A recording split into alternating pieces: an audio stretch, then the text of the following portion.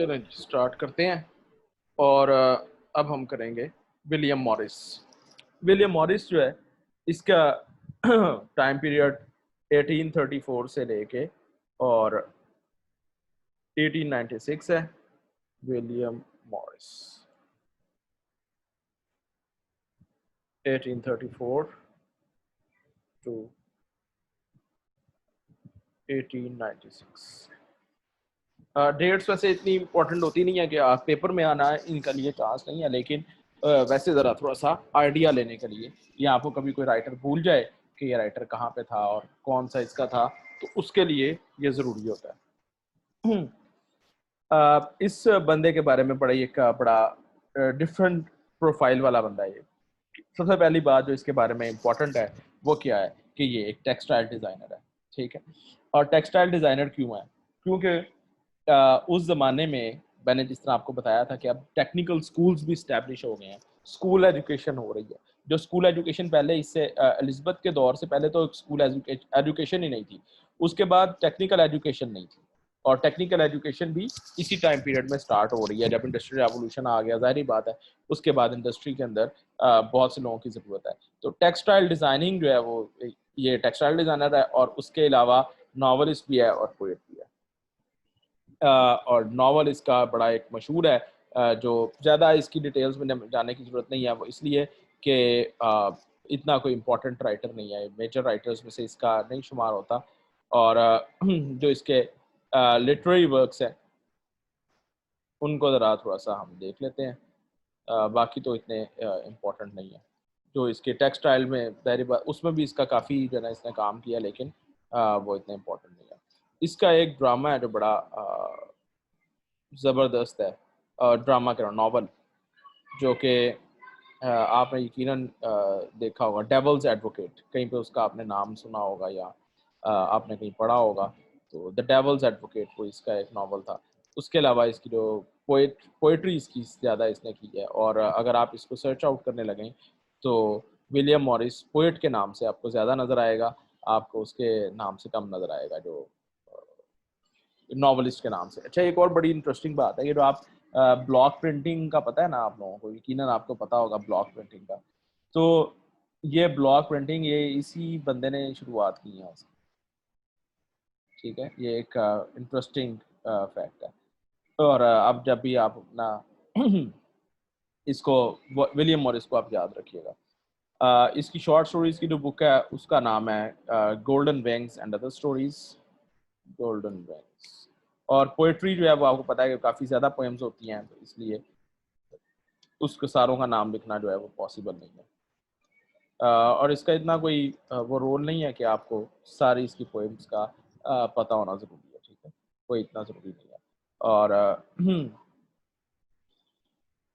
Translation भी इसने कुछ जो है वो पब्लिश की हुई हैं, और उसके अलावा जिस तरह ओडेसी की इसने ट्रांसलेशन की थी, और बीवल्फ जो थी उसको इसने ट्रांसलेट किया, तो ट्रांसलेशन वाला काम भी इसने किया है। और इसके लेक्चर्स भी कुछ आर्किटेक्चर के ऊपर भी लेक्चर्स दिए इसने, आर्किटेक्चर की सॉरी, जो इसका फील्ड था टेक्सटाइल, और इस सेंस में इसने आर्किटेक्चर के ऊपर भी उसका था वेस्टमिंस्टर एबी के ऊपर।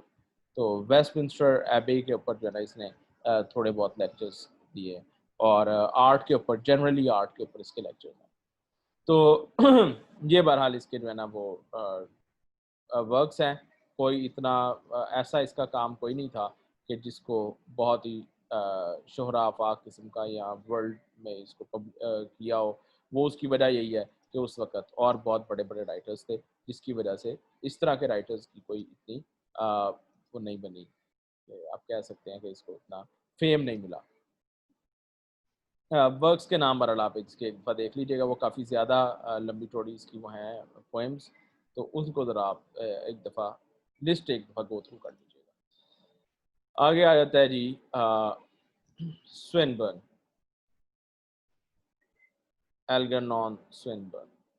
अच्छा, मैं इसकी वैसे लिस्ट देखूँगा, अगर कोई मुझे लिस्ट इसकी मिलती है तो वो भी मैं आपको दे दूँगा।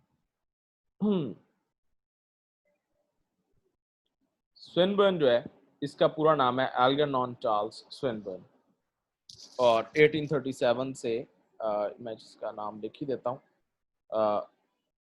एल्गेर्नॉन चार्ल्स स्विनबर्न, और 1837 से ये जा रहा है 1909। अच्छा, स्विनबर्न की अगर हम बात करते हैं तो स्विनबर्न जो है ये प्ले राइट भी है, पोएट भी है। और प्ले राइट ज़्यादा इसकी वजह शोहरत जो है वो इसकी प्ले राइट होना है, और साथ ही साथ ये नॉवलिस्ट भी है और क्रिटिसिज्म का भी इसने काम किया है। और इसके जो टॉपिक्स हैं उनको अगर आप देखें तो वो टॉपिक कौन से हैं, वो ऐसे टॉपिक्स हैं जो उस ज़माने में टैबू थे। और टैबू हम उन चीज़ों को कहते हैं जिसकी मुआशरे के अंदर परमिशन नहीं होती, जिसके बारे में बोलने की मुआशरे में परमिशन नहीं दी जाती। तो ऐसे टैबू टॉपिक्स जो हैं वो इसने लिखा है। मिसाल के तौर पे कैनिबलिज्म और सैडोमैज़ोकिज़्म, और उसके अलावा एंटी रिलीजन आप कह सकते हैं, और उसके और होमोसेक्सुअलिटी, ये इसके टॉपिक्स हैं जिसके ऊपर इसने लिखा है, और इसी वजह से इसको उस ज़माने के अंदर भी इसको इतनी वो शोहरत नहीं मिली। तो ये वजह उसकी ये थी कि वो सोसाइटी जैसी भी थी, अभी जितनी मर्ज़ी मॉडर्न हो चुकी थी, लेकिन उस सब के बावजूद उनके अंदर अभी तक एक मोरालिटी की जो डिग्री थी वो थोड़ी-सी हायर थी। और उसकी एक और वजह ये भी थी कि अभी तक ख़वातीन को वो एमेंसिपेशन वाला मामला नहीं हुआ था, जो कि जो अगले दौर के अंदर आगे जाके होता है। तो इस दौर के अंदर वो ऐसा कुछ नहीं था। आप ज़रा इसके वो देख लें जो वर्क्स हैं इसके, तो इसके जो वर्स ड्रामाज़ यानी कि वर्स की फॉर्म में इसने जो है ना ड्रामाज़ लिखे हैं। और उसके अंदर जो बड़े मशहूर हैं, अ, 2-3 ज़्यादा मशहूर हैं और बाकी जो हैं वो ऐसे ही हैं। रोज़ामंड, आप समझ लें, रोज़ामंड और द सिस्टर्स, इनको पढ़ने की ज़रूरत नहीं है। कोई एक आधा अगर आप ड्रामा चाहते हैं कि इसका आइडिया लेने के लिए, तो आप उसकी समरी जो है वो पढ़ सकते हैं, ठीक है। फिर इसकी जो पोएम्स हैं, उनकी जो ज़्यादा बड़ी कलेक्शन थी वो अटलांटा इन कैलेडोन, ये इसके नाम से, अटलांटा इन कैलेडोन, इसके नाम से इसकी जो है ना ज़्यादा बड़ी जो कलेक्शन है। और उसके बाद और भी बहुत सी पोएम्स की कोई 7-8 इसके वर्क्स हैं। फिर इसका क्रिटिसिज्म पे काफ़ी काम है। क्रिटिसिज्म के अंदर इसने शेक्सपियर को स्टडी किया है, बेन जॉनसन को स्टडी किया है, और शेक्सपियर के ऊपर तो इसके 2-3 इसने काम लिखे हैं। और फिर इसका जॉर्ज चैंपमैन जो था उसके ऊपर उसने क्रिटिकल एसे लिखा, और विलियम ब्लेक के ऊपर क्रिटिकल एसे लिखा। यानी कि क्रिटिसिज्म में इसने ये काम शुरू किया, जो जिस तरह पहले हमने देखा था कि शेक्सपियर के ऊपर पहली दफ़ा किसने लिखा था, कॉलरिज ने, और उसके बाद अब एक सिलसिला शुरू हो गया, जो पुराने राइटर्स हैं, जो मास्टर्स हैं, उनके बारे में लिखना शुरू हो गए हैं, ठीक है। और इसकी स्विनबर्न की अगर आप वैसे देखना चाहें तो बुक्स जो हैं वो इस तरह अवेलेबल हैं कि ट्रेजेडीज़ ऑफ स्विनबर्न, जिसके अंदर इसकी सारी कलेक्शन मौजूद है ट्रेजेडीज़ की। और उसके बाद कंप्लीट वर्क्स भी, अब ये वाला दौर आ गया जिसके अंदर कंप्लीट वर्क्स आने शुरू हो गए हैं, पब्लिश हो रहे हैं। और अब तो खैर जो अब वाला दौर है इसमें तो सारे ही पब्लिश हुए हुए हैं, सारे राइटर्स जो पिछले हैं उनके तकरीबन सब के कंप्लीट वर्क्स एक एक वॉल्यूम के अंदर पब्लिश किए गए हैं, लाइब्रेरी एडिशंस जिनको कहा जाता है। और वैसे अगर आप उस ज़माने में भी देखें तो अब जो है ना लोगों ने ज़्यादा पब्लिकेशन शुरू हो गया। और ज़्यादा पब्लिकेशन उसकी क्यों शुरू हो गई है, वो इसकी वजह ये थी कि टेक्निकली जो है ना तरक्की काफ़ी ज़्यादा होती जा रही थी, और उसकी वजह से ये हो गया। और ये एक और भी रोज़ेटी आपको याद होगा, दांते गैब्रियल रोज़ेटी, जिसका हमने लास्ट लेक्चर में ज़िक्र किया था, वो और एल्गेर्नॉन स्विनबर्न, ये दोनों बंदे जो हैं वो एक ही जगह पे रहते रहे हैं, ठीक है। और वो इनका घर अब मुझे या ज़हन में नहीं है कि वो किस जगह पे था, है इंग्लैंड के अंदर ही है, लेकिन ये दोनों एक ही जगह पे रहते रहे हैं, और ये एक इम्पॉर्टेंट बात है। शायद कोई इसमें से सवाल किया जा सकता हो। और इसके अंदर ये, अच्छा, इसकी पोएट्री के अंदर वो प्री रैफेलाइट वाली बात इसके अंदर कोई नहीं है, ये उनमें शामिल नहीं है, क्योंकि रोज़ेटी उनमें शामिल था, तो ये उनमें शामिल नहीं है। ये इसके बारे में आप ज़हन में रखिएगा। और इसकी ट्रेजेडीज़ अच्छा, इसके ऊपर अगर आपने एक बड़ा अच्छा कोई आर्टिकल आप पढ़ना चाहें, तो वो आपको विक्टोरियन वेब के ऊपर आपको मिल जाएगा, ठीक है? वो काफ़ी अच्छा इसके ऊपर आर्टिकल है जिसके अंदर उन्होंने इसकी जो सारे वर्क्स वगैरह और ये सारी चीज़ें डिस्कस की हुई हैं। अच्छा, वर्क्स तो उसके वो टेक्स्ट होते हैं आम तौर पे, वो देखने पड़ते हैं ये विक्टोरियन वेब पे, लेकिन ये है कि आपको एक आइडिया वो दे देगा कि कौन-कौन से इसके किस-किस किस्म के इसने काम लिखे हैं। अ अच्छा, इन पे मैं फ़ोकस इसलिए नहीं ज़्यादा कर रहा कि ये हमारे अ, इनमें सवाल आना काफ़ी एक मुश्किल काम है। वो इसलिए कि इतने ज़्यादा राइटर्स हैं और ख़ास तौर पे इस दौर में कि इनमें से ये माइनर राइटर्स के ऊपर काम नहीं आएगा, ठीक है? अब उसने ड्रामाटिस्ट पे अगर देना है, तो एक ऑब्वियस बात है कि वो ऑस्कर वाइल्ड में से देगा या स्विनबर्न में से देगा। तो ऑब्वियसली वो ऑस्कर वाइल्ड में से देगा और क्योंकि एग्ज़ामिनेशन का मतलब ये नहीं होता कि आपको फ़ेल करना है। एग्ज़ामिनेशन का मतलब ये है कि देखना है कि कितना आपको लिटरेचर का पता है।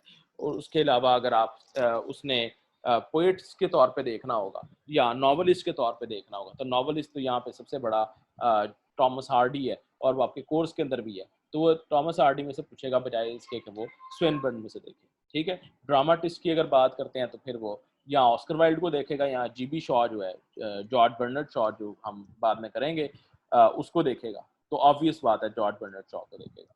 उसके बड़े शानदार ड्रामाज उसने लिखे हैं बर्नार्ड शॉ ने। तो नेक्स्ट किसी लेक्चर में वो भी अनकरीब आएगा। तो बहरहाल इनके बारे में इतना ज़्यादा फ़ोकस करने की और इतना परेशान होने की हमें ज़रूरत नहीं है। जब आपकी तैयारी हो जाए और आपको लगे कि अब आपकी तैयारी बिल्कुल बहुत अच्छी हो चुकी है, तो उसके बाद आप अगर देखना चाहें इनको, तो देख सकते हैं, ठीक है? यानी कि इनके किसी एक आधे वर्क की कोई आप समरी पढ़ लें या कोई इस तरह की चीज़, ठीक है जी? और अब हम चलते हैं थॉमस हार्डी की तरफ और थॉमस हार्डी जो है ये बड़ा एक इम्पॉर्टेंट राइटर है। किस सेंस में इम्पॉर्टेंट है क्योंकि इसकी जो नॉवेल्स के अंदर इसने एक अपनी ही थ्योरी एक तरह से लेके आया है। इसकी डेट्स जो हैं वो मैं बता देता हूँ पहले आपको और ये 1840 से इसका है टाइम पीरियड स्टार्ट हो रहा है। 1840 अप टिल 1928। अब ये देखें ज़रा कितनी इसका जो अब सोचने का अंदाज़ है और जो इसके नॉवेल्स के अंदर आपको जो चीज़ें नज़र आएँगी, उसके अंदर ये सेंचुरी का जो टर्न हो रहा है, ये भी आपको इसके अंदर नज़र आएगी।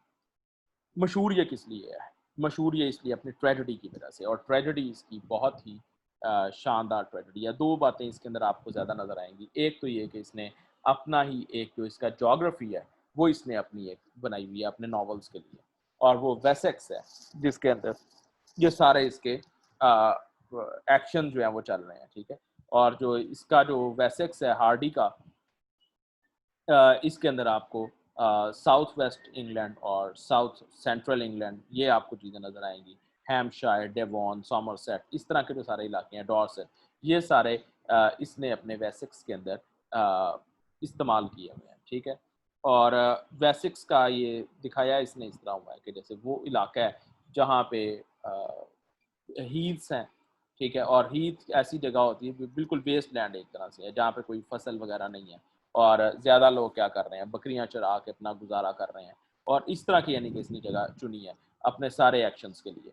तो अगर आप ये देखें कि उसके वहाँ पे कोई फसल वगैरह भी नहीं लगती और ये इस तरह का वीराना है, तो ये ट्रेजेडी के लिए एक बड़ी ज़बरदस्त सेटिंग उसने जैसे चूज़ की है, ठीक है? खुद ये डॉर्सेट का ही है और वहीं पे इसने फिर उसके हिसाब से जो है ना ये अ, बनाया वेसेक्स जो इसने बनाया और इसके ऊपर जो ट्रेजेडी के ऊपर इसके चार्जेस लगाए जाते हैं उनमें से एक ही है कि एक बड़ा इंपॉर्टेंट क्वेश्चन है कि क्या ये रियलिस्ट है या ये अ, एक पेसिमिस्ट इंसान है, पेसिमिस्ट ड्रामाटिस्ट है।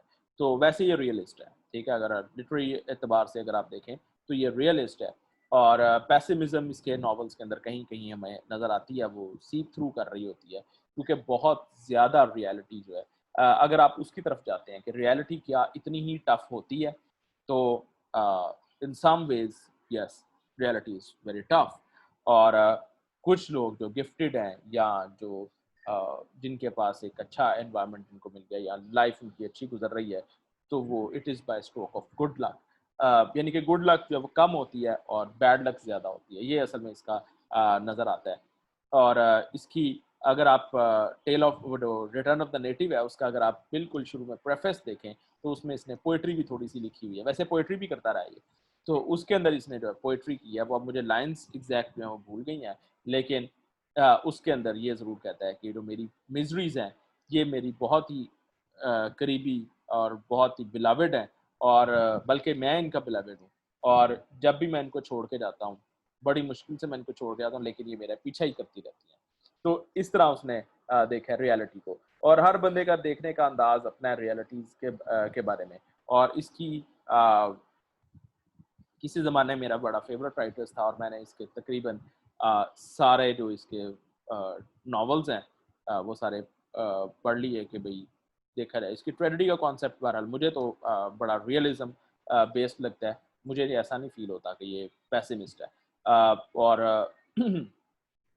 अगर सबसे पेनफुल अगर इसका ड्रामा नॉवल जो था वो टेस ऑफ द डूबर विलेज था। सबसे ज़्यादा टेस के नाम से भी मशहूर है वो। और ये सब इस तरह का ये रियलिस्ट या आप कह सकते हैं पेसिमिस्ट या जो ट्रेजेडी है इस तरह की थी कि इसकी वजह से बहुत से लोगों ने खुदकुशी कर ली थी। ठीक है, ये एक बड़ी हैरान कुन बात है कि लोग खुदकुशी कर रहे हैं एक नॉवल पढ़ के, या उनको ज़िंदगी के साथ उनकी मोहब्बत जो है वो ख़त्म हो गई है। और ये कहीं हो सकता है, ये भी हो सकता है मिथ्या हो कि भाई लोगों ने खुदकुशी की थी। क्योंकि हिस्ट्री को हम ऐसे तो नहीं देख सकते, परख नहीं सकते कि भाई कौन सी बातें वाक़ई हुई हैं और कौन सी नहीं। और इसके जो नॉवेल्स हैं the mayor of Casterbridge, Jude the obscure और far from the maddening crowd, ये इसके दूसरे नॉवेल्स हैं। और एक the return of the native है जो हमारे कोर्स में हम इसको ज़रूर देखेंगे। और एक बड़ी एक इसकी इम्पॉर्टेंट चीज़ है, इसने एक एपिक ड्रामा भी लिखा हुआ है। और दो इसके बल्कि दो ड्रामाज हैं इसके, एक वन एक्ट प्ले है और एक वर्स की फॉर्म में ड्रामा है। जो वर्स की फॉर्म में ड्रामा है उसका नाम है द डायनेस्ट्स। द डायनेस्ट ये वर्स की फॉर्म में ड्रामा है, और एक इसकी ट्रेजेडी है the famous tragedy of the queen of Cornwall. ये इसकी ट्रेजेडी का ड्रामा है ये भी इसका, the famous tragedy of the queen of.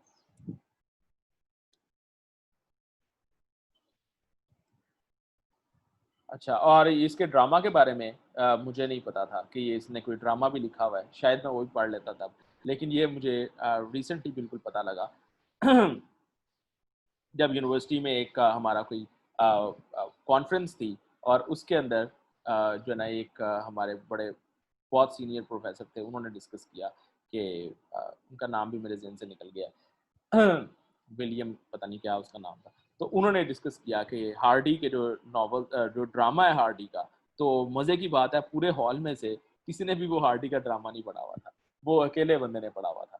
और सारे वर्क्स उसके हार्डी के हमने पढ़े हुए थे, लेकिन यानी कि सब ने कुछ ना कुछ इसके नॉवेल्स पढ़े हुए थे, लेकिन ड्रामा के बारे में किसी का कभी ध्यान ही नहीं गया था कि ये ड्रामा भी इसने लिखा होगा। और इसकी जो पोएम्स हैं उनका नाम Wessex poems and other words के नाम से भी आई हैं, फिर सटायर्स ऑफ सर्कमस्टेंस इसके नाम से भी आई हैं, यानी कि डिफरेंट इसकी जो है ना बुक्स पब्लिश हुई हैं। और कुछ अब जो है ना ऐसा हो गया है, यानी कि आजकल के दौर में अब अगर आप इनके देखना चाहें तो आपको हार्डी की मुकम्मल कलेक्शन के तौर पे मिल जाएगी, या सिलेक्टेड वर्क्स भी मिल जाएंगे। ठीक है, कंप्लीट पोएम्स भी पब्लिश हुई हुई हैं और सिलेक्टेड वर्क्स भी हैं। तो पोएम्स बहरहाल बहुत ज़्यादा होती हैं। अब जो क्योंकि वो शॉर्ट पोएम्स पे आ गए हैं ना, पहले ज़माने पे तो बड़ी लंबी लंबी एपिक्स थी या मॉक एपिक्स थी या वैसे ही लॉन्ग पोएम्स थी, तो अब शॉर्ट पोएम्स पे आ गए हैं, इसलिए अब हर पोएम का याद रखना ये कोई पॉसिबिलिटी नहीं है, पॉसिबल नहीं है बंदे के लिए, किसी के लिए भी। तो अगर नॉवेल्स का, हाँ नॉवेल्स की अगर आप बात करें, मैंने चंद एक के नाम लिए थे, ये सारे नाम नहीं है, और भी बहुत से नॉवेल्स हैं इसके। द वुडलैंडर्स है, पेयर ऑफ ब्लू आइज है, और उसके बाद द वेल बिलवेड है, और डेस्परेट रेमेडीज, बहुत ज़्यादा नॉवेल्स हैं इसके, कुछ 15 के करीब नॉवेल्स हैं इसके। ठीक है, इतना ये प्रोलिफिक राइटर है। लेकिन जो इसके शुरू वाले नॉवेल्स हैं वो यही हैं, Jude the obscure, the Woodlanders, return of the native, far from maddening crowd, ये इसके शुरू के नॉवेल्स हैं। तो बहरहाल इसके नॉवेल्स की आपको लिस्ट आपके पास होनी चाहिए, क्योंकि ये राइटर हमारे कोर्स के अंदर भी है, ठीक है। तो एक दफ़ा गो थ्रू कर लीजिएगा। कोई हैं इसके 10-15 के करीब नॉवेल्स हैं। रिटर्न ऑफ द नेटिव बहरहाल हमने आज करना है और हम उसी की तरफ चलते हैं, ठीक है, without wasting time. William Morris भी हो गया और स्विनबर्न भी हो गया, ठीक है। अब हम हार्डी के नॉवेल्स की तरफ चलते हैं।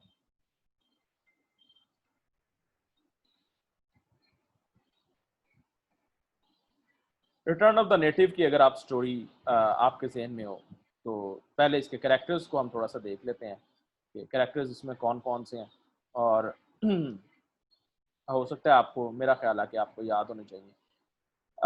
मेन जो इसका कैरेक्टर है वो तो क्लेम यू ब्राइट है, और यूस्टेशिया वो इसकी हीरोइन है या प्रोटैगनिस्ट, आप फीमेल प्रोटैगनिस्ट आप इसे कह सकते हैं।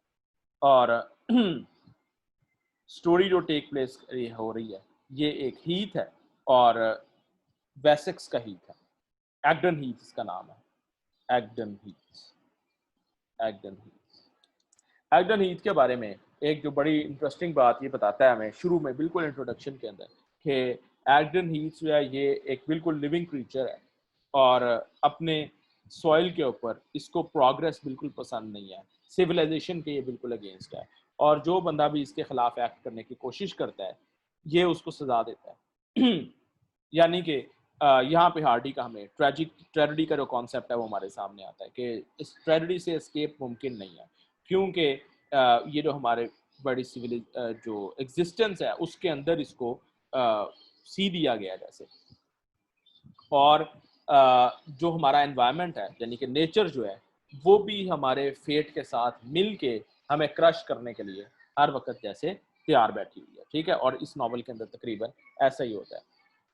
उसके बाद एक जो क्रेम की कज़न है टॉमसिन, टॉमसिन यूब्राइट, और और टॉमसिन का हस्बैंड है डेमन वाइल्डीव, और एक और बंदा जो कि टॉमसिन का किसी ज़माने में सूटर था, और वो है डिगरी वैन, और डिगरी वैन का दूसरा नाम नावल के अंदर क्या है, रेडल मैन, ठीक है जी। अब रेडल मैन, ये रेडल मैन क्यों बना है, इसके ऊपर भी इसने जो है ना वो थोड़ी सी बात की थी कि रेडल मैन वो कहता है कि उस ज़माने में रेडल मैन वो लोग बन जाया करते थे जो देखते थे कि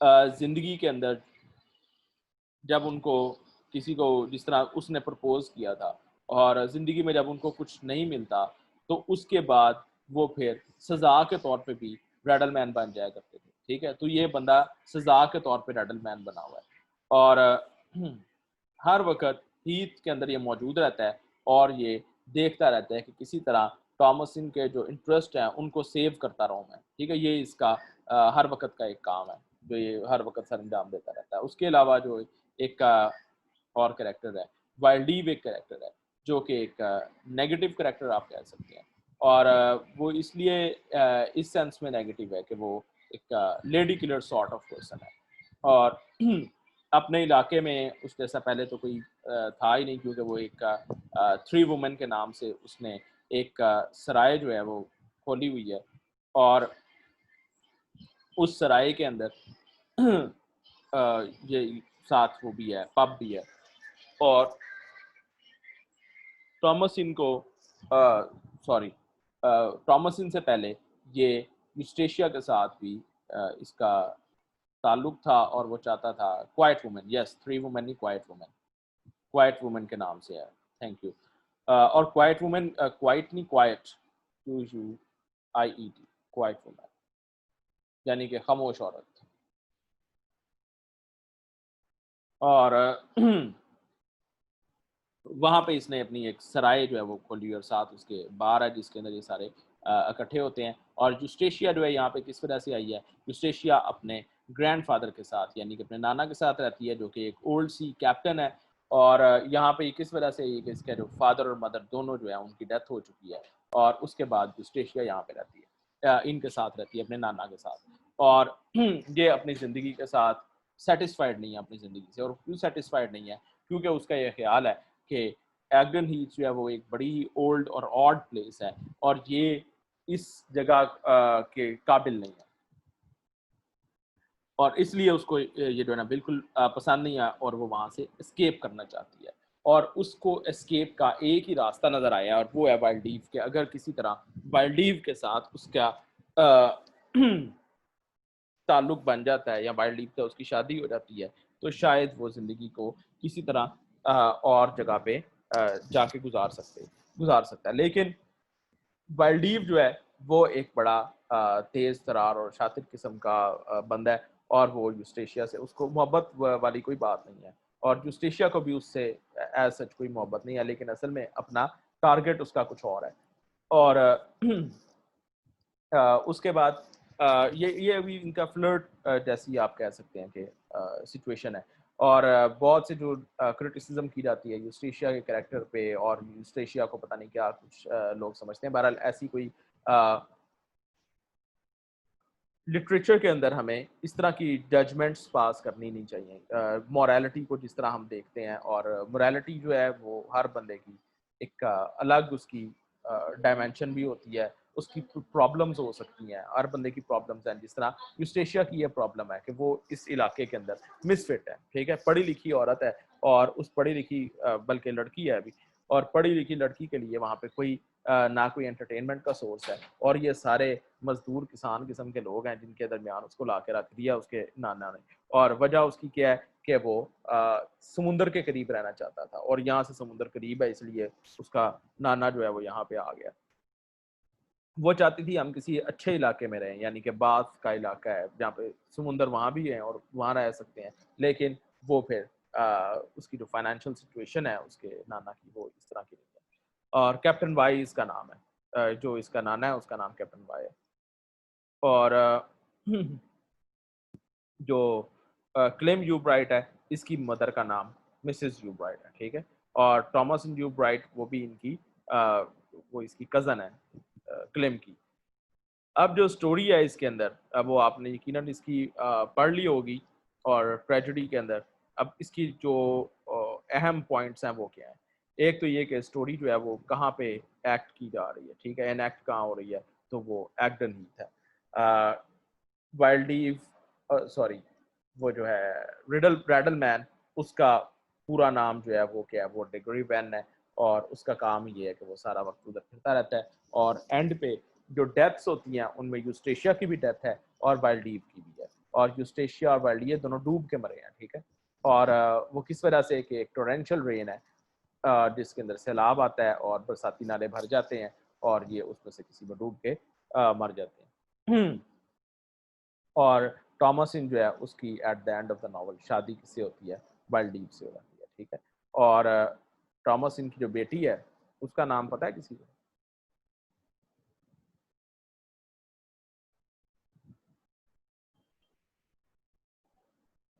थॉमसिन की जो बेटी है उसका नाम,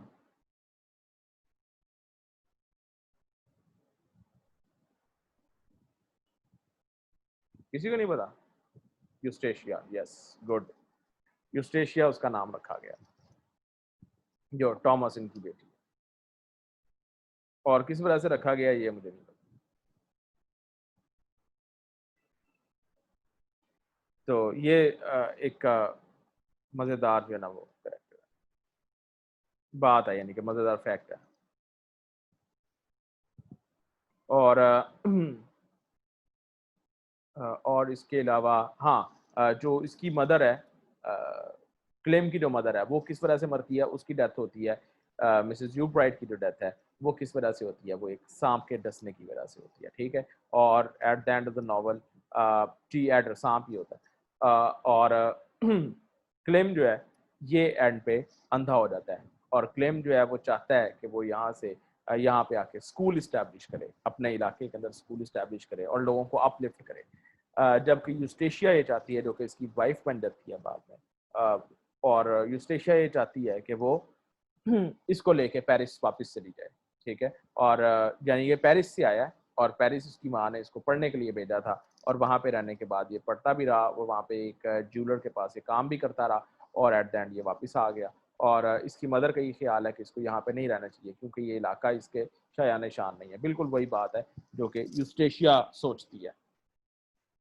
और इसीलिए यूस्टेशिया इसको कहती रहती है कि हमें चले जाना चाहिए हमें, बाहर चले जाना चाहिए वापस, यानी कि पेरिस चले जाना चाहिए, लेकिन ये इस बात के लिए तैयार नहीं होता और इवेंचुअली ये यहाँ पे ब्लाइंड हो जाता है और उसका स्कूल का प्लान भी रह जाता है और वो फर्ज कटर बन जाता है, ठीक है, यानी कि एक आम मजदूर बन जाता है, जो कि यहाँ पे मजदूरी करता फिर रहा है। और यूस्टेशिया लेकिन इसको नहीं छोड़ती, इन सारे मामलात में इसको नहीं छोड़ती।